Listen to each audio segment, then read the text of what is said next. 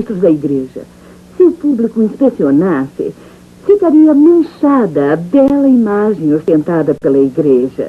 Os missionários chegam à sua porta e dizem: temos uma bela história sobre as famílias e dizem ter um lugar maravilhoso para criar seus filhos. Os missionários fazem parte da simulação, mas não sabem disso. Garantiram a eles que tudo está certo, que é tudo 100% verdadeiro. Pensam que os registros são públicos, não sabem que não poderiam ir a Utah para verem pessoalmente os documentos.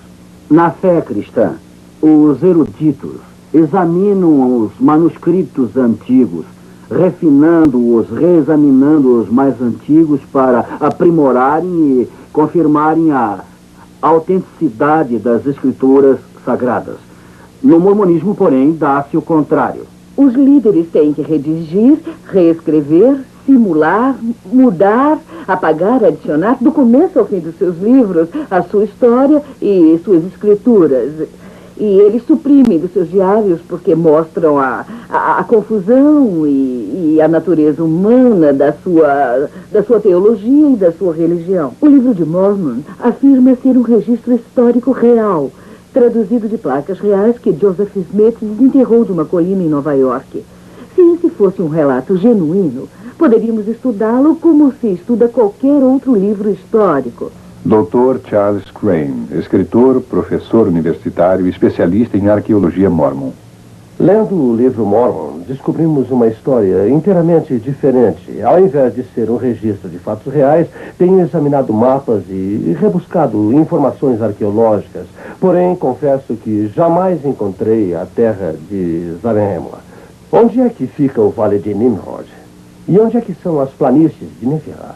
Eu confesso que jamais encontrei o registro de qualquer cidade mencionada no livro de Mormon. Abrimos o livro de Mormon e nada achamos. Não há idioma nefita, não existem cidades nefitas, não há nenhum mapa e nenhum livro de Mormon. Não se pode localizar qualquer local. Não há evidência de sua veracidade, no entanto, o aceitam como um registro histórico. Dr. Richard Fales, PhD, escritor, conferencista e arqueólogo. Nunca escavamos qualquer artefato que, mesmo remotamente, se relacionasse à alegada civilização que os Mormons dizem ter existido nos Estados Unidos, na América Central e na América do Sul. Nenhuma prova arqueológica tem sido achada para autenticar o vasto império americano descrito no livro de Mormon. Porém, a arqueologia tem provado a existência de todas as grandes civilizações, incluindo as dos tempos bíblicos. Por exemplo, estas moedas mencionadas na Bíblia, o ciclo, a dracma, o ceitil, que têm sido achadas em abundância. O que descobrimos no livro de Mormon? Em Alma, capítulo 11, versículos 5 e 19, há uma lista de moedas usadas por aqueles povos. Há o senine de ouro, o seon de ouro, o shum de ouro. Havia moedas menores, o shiblon, o shibrum e o lia. Seria preciso dizer que nenhuma dessas moedas jamais foi encontrada. Muitas pessoas não compreendem o livro de Mormon. Essa é a narrativa do povo que ocupava o continente americano, América do Norte, Central e do Sul, desde 600 AC até cerca de 420 DC. Há muitas evidências, naturalmente, de que haviam pessoas vivendo naquelas regiões. Eu sou levado a crer, com base nas pesquisas, que não se trata de um relato real, mas de um conto de fadas, como Alice no País das Maravilhas. Décadas de pesquisas por arqueólogos mormons não puderam descobrir qualquer indício do povo, dos locais ou dos eventos descritos no livro de Mormon. E missionários mormons do mundo inteiro estão convertendo pessoas à igreja mormon, explicando que a arqueologia tem provado que o livro de Mormon é verdadeiro. Uma das escrituras, obras padrão da igreja, chama-se A Pérola de Grande Valor.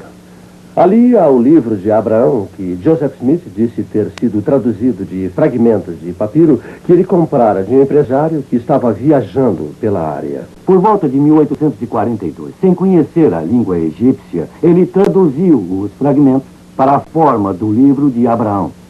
O manuscrito ficou desaparecido até 1967. Agora, porções dele foram redescobertas e famosos egiptólogos agora o têm examinado e traduzido e viram que ele nada tem a ver com o tempo de Abraão. Joseph Smith não acertou ao menos uma palavra em toda a tradução. De fato, ele tomou uma pequena letra parecida com um E invertido e a traduziu por 76 palavras com 7 nomes. Bem, há coisas embaraçosas para a igreja. Admiro-me realmente do grande número de pessoas inteligentes que estão na Igreja Mórmon, aceitando coisas que não podem ser provadas. Ficam tão cativas que têm medo de examinar. Por diversas vezes, eles têm admitido que, ao invés de se assentarem e estudarem conosco, preferem aceitar o que dizem os seus líderes.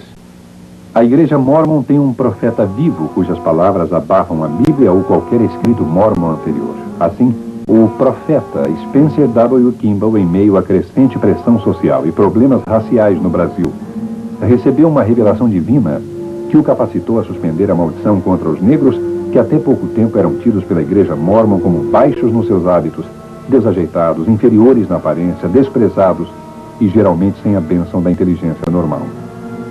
O profeta Brigham Young havia dito antes que qualquer mórmon que se casasse com um negro seria morto na hora e que essa lei sagrada era inviolável.